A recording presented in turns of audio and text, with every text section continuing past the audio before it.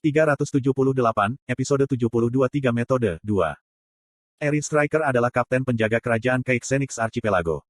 Dia, bukan hanya ksatria terbaik Nusantara saja, dia juga merupakan pedang pertama penguasa bangsa. Dan satu-satunya alasan mengapa dia bisa naik ke posisi itu adalah karena latihannya yang konstan sepanjang siang dan malam. Swish. Eri mengiris dan memotong malam sunyi ruang pelatihan berulang-ulang. Tetesan keringat yang tebal turun tanpa henti. Dia memandang ke bawah pada tetesan-tetesan dan berpikir bahwa itu seharusnya adalah tetesan darah orang lain. Aku membiarkan mereka lolos. Di depan keagungannya, tidak kurang. Petik 2. Pemberontakan pangeran pertama, serangan terhadap ruang audiensi 3 hari yang lalu telah menemukan dirinya di mulut para penggosip. Beberapa penyanyi mulai bernyanyi tentang hal itu juga. Sebagian besar dari mereka menyanyikan lagu-lagu yang memuji pangeran pertama. Oh, gelombang Sui Chen von Caixenix revolusioner yang hebat gelombang. Lihatlah bahunya yang lebar dan punggungnya gelombang. Cahaya pedang yang terang menyinari kegelapan lapangan latihan. Wajah penuh kebencian pangeran keempat, yang melarikan diri bersama pangeran pertama, melayang. Itu tidak ingin menghilang tidak peduli berapa kali itu terpotong. Yang aneh adalah, setiap kali Eri mengingat wajah itu, dia merasakan emosi yang agak halus melayang juga. Melihat punggung pangeran pertama Sui Chen dan pangeran keempat Ricardo, serta Bilston Framer, semakin menjauh, Eri diliputi oleh kerinduan yang tak dapat dijelaskan ini. Tidak ingin mengakui emosi itu, dia terus mengayunkan pedang, seperti biasa, dia mengayunkan pedangnya berulang-ulang, mencoba yang terbaik untuk menghilangkan semua pikiran yang mengganggu itu. Sayangnya, sepertinya pelatihan hari ini harus berakhir di sini. Apakah itu serangan diam-diam? Ada bayangan ramping dengan lembut bergoyang di dalam kegelapan. Eri cepat menghunus pedang asli yang dipasang dari pinggang, dia berpikir untuk membunuh pengganggu itu saat itu menunjukkan perilaku mencurigakan. Namun, secara tak terduga, lawan mengungkapkan kehadirannya terlebih dahulu. Tolong, singkirkan senjatamu. Saya tidak datang ke sini untuk bertarung. Petik 2. Di bawah cahaya redup dari bulan, seorang pria dengan tubuh ramping berjalan keluar dari kegelapan. Ricardo von Caixenix, pangeran keempat dari kepulauan ini. Eri berteriak keras. Apakah kamu keluar dari pikiranmu? Dengan bola apa kamu datang ke sini? Petik 2. Meskipun dunia telah berubah, kamu masih menikmati mengayunkan pedangmu. Eri mengangkat pedang, dia tinggi-tinggi sambil memancarkan aura pembunuh yang lebat. Pangeran keempat, bagaimanapun, menempatkan pedangnya di tanah, sebagai gantinya. Mata pembentuk itu menyipit. Apa yang kamu rencanakan di sini? Saya tahu bahwa dalam 10 menit, penjaga akan muncul untuk mengelilingi saya. Dan juga, menundukkanku tidak akan terlalu sulit bagimu dengan keahlianmu. Petik 2. Begitu. Aku menyerahkan diriku. Berarti, aku akan membuatmu menangkapku dan membawaku ke tempat eksekusi. Eri tahu bahwa pangeran keempat tidak benar dalam benaknya baru-baru ini. Namun, dia tidak berharap melihat situasi seperti ini. Baru beberapa hari yang lalu dia melarikan diri dengan bantuan pangeran pertama, namun dia berjalan kembali, atas kemauannya sendiri, sehingga dia bisa dieksekusi. Masih waspada, Eri perlahan berjalan ke pangeran keempat. Tanpa ragu, dia dalam kondisi benar-benar tidak bersenjata. Eri tidak melewatkan kesempatan ini dan dengan cepat menangkap pangeran keempat. Sepasang mata yang murni berkilau di bawah sinar bulan bertemu dengan tatapan, dia, sekarang. Sebagai gantinya, aku ingin kamu mendengarkan ceritaku selama 10 menit berikutnya. Dan mengapa aku harus melakukan itu? Aku toh akan mati. Tidak mendengar kata-kata terakhir dari seorang pria yang sekarat akan meninggalkan Anda dengan rasa haram di mulut Anda. Petik 2. Eri menatap pangeran keempat dengan mata yang rumit. Jika kamu akan mengaku tidak bersalah, aku tidak akan memilikinya. Dia tahu bahwa pangeran keempat tidak bersalah. Namun, tahta telah berpindah tangan, dan Eri adalah kapten penjaga yang melayani penguasa baru. Pangeran keempat tersenyum dan menggelengkan kepalanya. Cerita ini bukan tentang itu. Jika tidak, lalu bagaimana? Jujur saja, aku berada dalam dilema serius tentang apa yang harus kukatakan di sini sehingga kita bisa mendapatkan kamu yang kita kenal kembali. Aku bahkan tidak bisa membuat tebakan liar sama sekali. Petik 2. Kata-kata pembuka yang tak terduga berhasil membuat Eri bingung dan dia mengerutkan kening dalam-dalam. Apakah ini tipe baru dari skema curang? Semua orang di kerajaan tahu bahwa pangeran keempat menggunakan lidah peraknya untuk merayu banyak wanita di negeri ini. Dahulu kala, ada seorang wanita. Terlepas dari apa yang dipikirkan pendengarnya, pangeran keempat memulai kisahnya. Dia mencintai kendo dan cukup berbakat untuk memasuki kompetisi sebagai wakil dari distriknya sendiri. Seiring dengan sedikit rasa sakit, emosi yang tidak dikenal mulai menusuk kepala dia. Dan dengan pedangnya, dia menyelamatkan rekan-rekannya yang berharga berkali-kali. Sesuatu yang hilang sejak lama. Dia mengayunkan pedangnya terhadap skenario yang tidak adil berulang kali, dan dengan pedang yang sama itu, dia juga melindungiku. Apa yang kamu bicarakan? Saya semata-mata pisau keagungannya. Petik 2. Pangeran keempat menatap Eri dengan emosi sedih. Kamu benar-benar tidak bisa mengingat apapun. Saat itulah, suara lain keluar dari dalam kegelapan. Pangeran Ricardo, saya ingin mengatakan sesuatu. Petik 2. Eri tersentak kaget dan dengan cepat mengangkat tubuh, dia. Sejak kapan kedua pria itu muncul dalam kegelapan? Dia menggeram dengan nada mengancam dan berbicara. Jadi, itu adalah jebakan selama ini. Tidak, bukan. Orang yang mengungkapkan dirinya dari kegelapan adalah Billstone Framer, satu-satunya ksatria yang ia akui di kerajaan ini. Tuan Eri Chapter. Billstone mengambil langkah ke arah dia. Dia terkejut dan dengan cepat mengeluarkan peringatannya. Ambil satu langkah lagi, dan aku akan memotong kepala pangeran keempat. Ini jebakan. Saya harus melarikan diri dari sini, Eri berpikir seperti itu dan memindai pintu keluar ke tempat latihan. Namun, ada sesuatu yang terasa salah. Dongeng yang berhubungan dengan Anda mulai mengamuk. Seolah seluruh tubuhnya membeku, dia tidak bisa bergerak sama sekali. Dongeng Anda menentang kontrol, Kepulauan Caixenix. Kami berjanji tidak akan pernah lupa, bukan? Billstone menatapnya dengan mata sedih. Tidak, tapi, itu. Nama adalah. Dongeng yang berhubungan denganmu merenungkan kenangan lama. Hui Wonsi. Fabel yang terlupakan telah mulai mendongeng mereka. Pada saat itu, dunianya hancur. Fabel membanjiri ingatan Eri Chapter. Itu adalah kisah 10 tahun yang terlupakan. Sebuah kisah dari saat Eri belum menjadi Eri, sedangkan Billstone juga bukan Billstone. Tepatnya 10 tahun yang lalu ketika Yi Hyun Seong dan Jong Hui Won tiba di dunia ini. Hyun Seong Si, itu kamu, kan? Petik 2. Hui Won Si. Petik 2. Su Cucucut. Mereka telah menjadi pemilik pada titik waktu yang sama dan cukup beruntung, harus saling mengenali dengan cepat. Sepertinya kita harus menggunakan proyeksi suara di tempat ini. Mereka berdua mulai mengumpulkan informasi tentang dunia ini sedikit demi sedikit. Pertama, mereka belajar bahwa ini adalah tahap persiapan terakhir sebelum mereka dapat berpartisipasi dalam perang besar orang suci dan iblis. 2. Bahwa ada perbedaan waktu antara pemanggilan masing-masing anggota ke tempat ini. Dan skenarionya tidak akan dimulai kecuali semua aktor telah tiba. Selain semua itu, Hyun Seong Si, sepertinya Anda mengambil alih seseorang yang sangat mirip dengan Anda. Hui Won Si, Anda juga cocok dengan tuan rumah Anda dengan sangat baik. Dan akhirnya, perasaan diri mereka akan terus terkikis seiring berjalannya waktu. Great Fable, Caixenix Archipelago, sedang memantau tindakanmu. Probabilitas dunia menekanmu untuk melakukan peranmu. Setiap kali mereka merasakan pandangan dari Fable besar, mereka memerankan peran mereka untuk tidak membuat orang itu gugup. Tampaknya Su Yongxi telah sepenuhnya melupakan segalanya. Tidak masalah apa yang saya katakan, dia. Apakah kita akan berakhir dalam situasi yang sama dengannya? Saya percaya bahwa Dok Jasi akan muncul sebelum itu.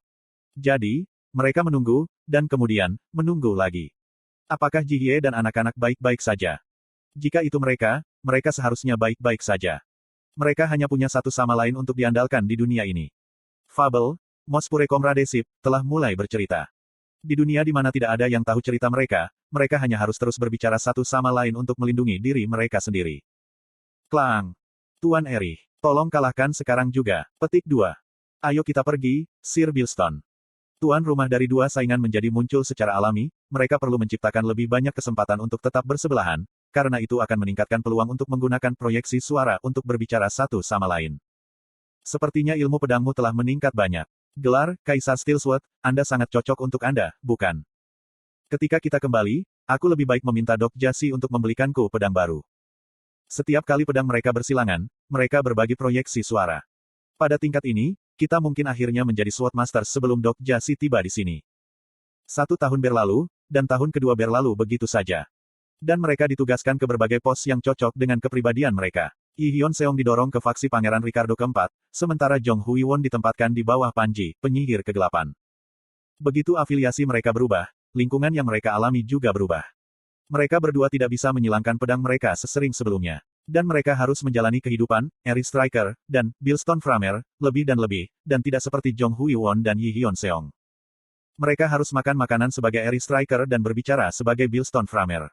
Dalam proses mendapatkan sesuatu yang bukan milik mereka, Yi Hyun Seong dan Jong Hui Won mulai secara bertahap melupakan beberapa hal tentang diri mereka sendiri.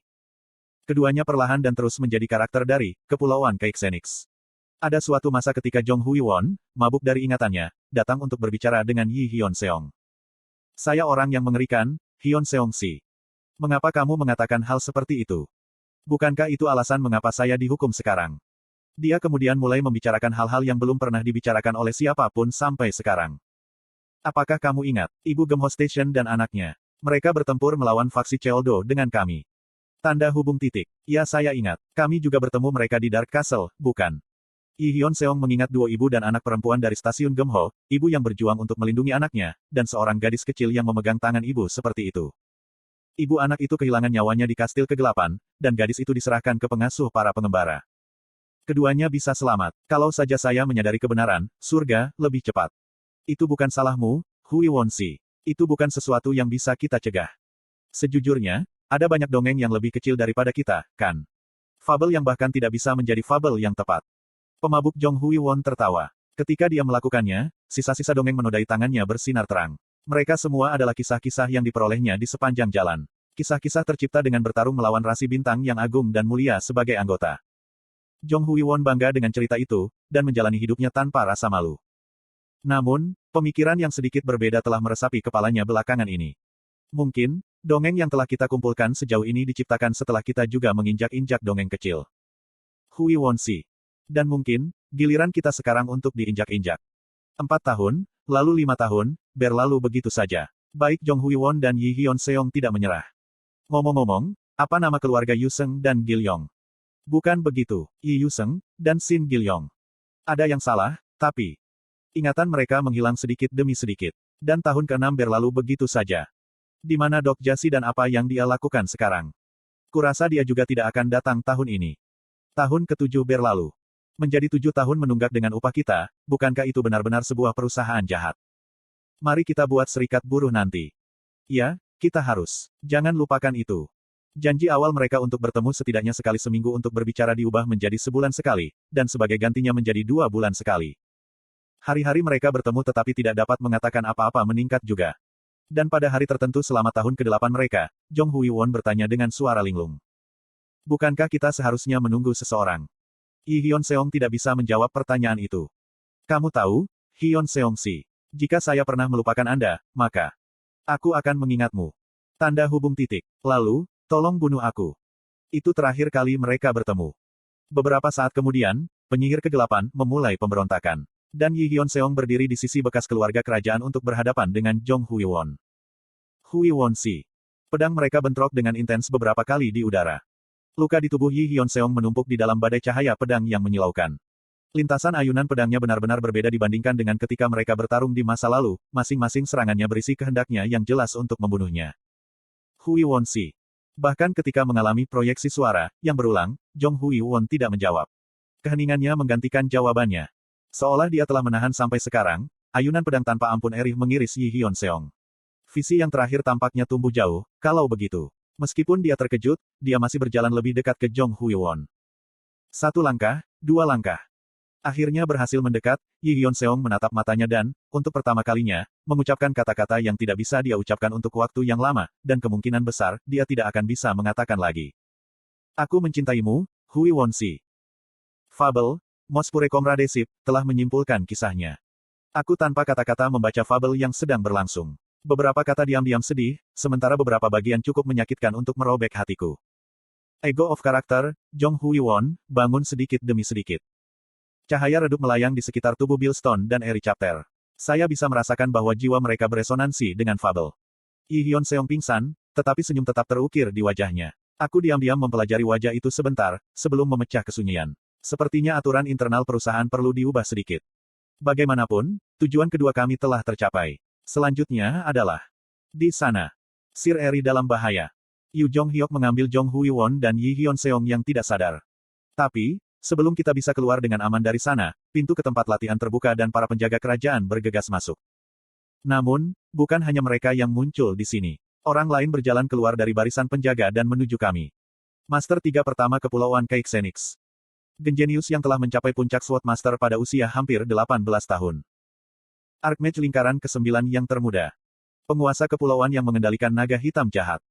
Tidak ada seorang pun di Kepulauan Caixenix yang mampu mengalahkannya sekarang. Raja dengan mahkota berwarna perak diam-diam tersenyum pada kami. Kamu berani mencuri kesatriaku yang setia. Para penjaga kerajaan semua berlutut di depannya. Ekspresi Yu Jong Hyuk mengeras dan dia mengirimiku pesan. Ini berbeda dari rencana kami.